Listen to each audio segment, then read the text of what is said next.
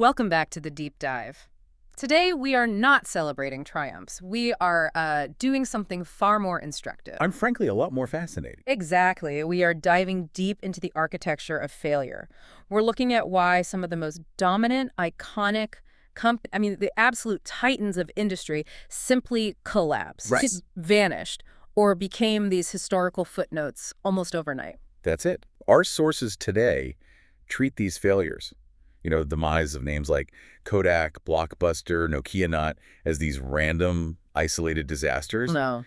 They see them as a trove of timeless strategic insight. Think of it like a roadmap of what not to do. If you can analyze the consistent flaws that pop up again and again Across totally different industries. across wildly different sectors, you can extract real, actionable knowledge. So our mission here is to pull out those persistent root causes, the cultural rigidity, the complacency that success always seems to breed. And that fatal failure to just listen to the market when the signals start flashing red. Okay, let's unpack this. Because the companies we're looking at were market leaders, they had huge profits, overwhelming brand recognition. If they were so dominant, why did they hesitate? What was that first most dangerous mistake they all shared? It really boils down to what our sources call the trap of success. Their own past victories created this profound inertia. Okay. The culture became insular, and it was all driven by this paralyzing fear of cannibalizing their existing, highly lucrative revenue streams. It's just very hard to destroy the thing that's making you rich right now. Even if you know it has an expiration date, Yeah, but and there is no more ironic or, I guess, tragic example of this than Kodak, the company Yeah. that literally invented consumer photography. The irony is it's astounding. This is the classic innovator's dilemma playing out in real time. A Mhm. Kodak engineer, Steven Sanson, invented the first digital camera, When was this? 1975. They held the future in their hands, and the management actively suppressed the technology. They suppressed it. Why? To protect the classic razor and blades business model. We hear that term a lot, but for anyone listening, what was that model really built on? So the razor and blades model means they sold the core product, the camera, the razor, at a pretty affordable price, sometimes even cheap. Right. But the massive, recurring, highly profitable revenue came from the consumable element, the film and the printing. Those were the blades. Ah. And digital photography threatened to make those blades obsolete overnight. Their critical failure was focusing only on protecting that short-term profit stream. They really convinced themselves that people would always want a physical photo album. So the deep takeaway here is that they focused on protecting their profits instead of their customers. They let competitors like Canon and Sony define the new market. All because they were too scared to take a risk on their own invention. Wow. It's better to cannibalize your own revenue than to lose it entirely to a rival. That is the brutal truth of disruption. If you won't kill your successful legacy product, someone else will. And we see that same rigidity, that same inertia with Blockbuster. A totally different business, but a similar story. A very similar story. We all remember Blockbuster. Of course. Yeah. And Blockbuster famously dismissed the threat from Netflix as just some niche competitor. But it was more than just ignoring them. Blockbuster had a chance to acquire Netflix For how much? for a mere $50 million back in 2000. They passed, of course. And they passed because their business was built on the late fee model, which was profitable, but let's be honest, everyone hated it. That dread you felt driving to the store late, that was Blockbuster's profit engine. Yeah. This is what our sources classify as the asset-heavy rigidity failure mode.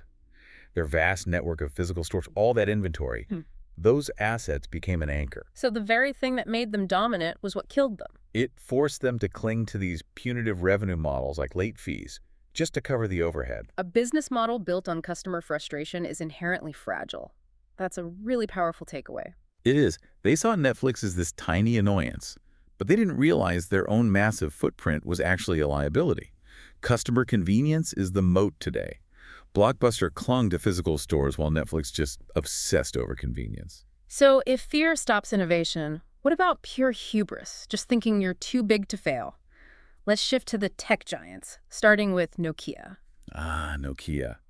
In the early 2000s, they were the undisputed global leader in mobile phones. They were everywhere. Indestructible hardware. Exactly.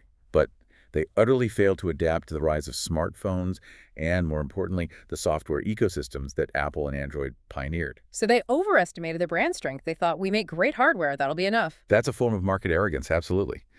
And the sources show the problem wasn't just external, it was deeply internal, a destructive shoot-the-messenger culture, bureaucratic silos. Departments were fighting each other instead of the competition.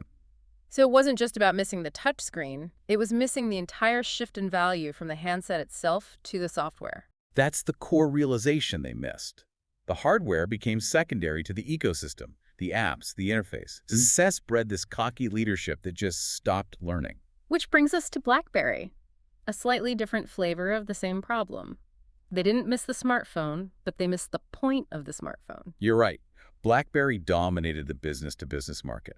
Secure devices, that famous physical QWERTY keyboard, their failures is what we'd call functional blindness.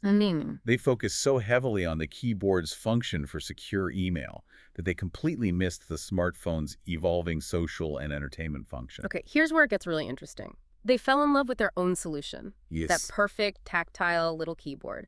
They loved it more than they focused on the customer's evolving problem. And the problem changed from how do I send an email to how do I live my digital life? That's it, exactly. They failed to recognize that even corporate users wanted a device for life outside of work. They just ignored the end user. They could only see the world through the narrow lens of their one big feature, the keyboard, and missed everything else. The lesson there is just so clear. Don't fall in love with your own solution. Stay focused on the customer's problem. Shifting gears a bit, our sources also cover these catastrophic internal failures. Not all collapse is about market shifts. Some of it is pure self-inflicted damage. And the most dramatic example has to be Enron. This wasn't about missing a trend. This was ethical collapse. Pure manipulation. The Enron failure was massive accounting fraud.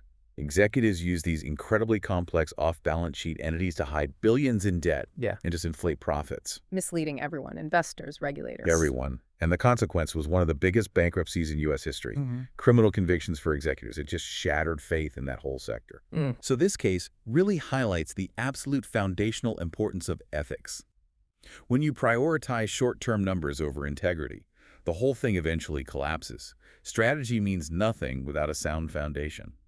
From foundational collapse to a different kind of structural weakness, let's talk about retailers that failed to adapt, specifically Toys R Us. Right. So Toys R Us obviously struggled to compete with Amazon and Walmart, but they made one specific, devastating strategic mistake. Which was? A decade-long exclusive vendor deal with Amazon. So they outsourced their future. Precisely. That deal meant Toys R Us never developed its own effective e-commerce capabilities. They were basically teaching their biggest future rival how to sell toys online, handing over all that customer data and logistical knowledge. That seems, it seems like an unbelievable oversight in hindsight. They were afraid of the cost, so they handed the keys to their future to a competitor. The lesson is just crystal clear. You have to own your digital presence.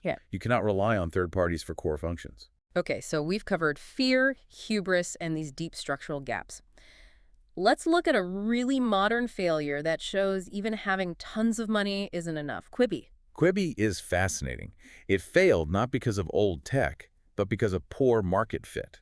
They tried to disrupt mobile video with high-budget, quick-bite content, 10-minute professional shows. And they had billions in funding. Billions. And they burned through it and failed spectacularly fast. What was the critical assumption they got so wrong? They just ignored existing user habits. They assumed mobile users wanted to pay for high-production, short-form content. But what do people actually do on their phones? Watch free, user-generated stuff, TikTok, YouTube. Exactly. Free, creator-driven social content. And to make it worse, Quibi blocked users from taking screenshots or sharing things, which is just a basic part of how we use media now. So this raises an important question. It seems like the sheer amount of money they had created this arrogance. They thought they could just dictate user behavior. And that's the lesson.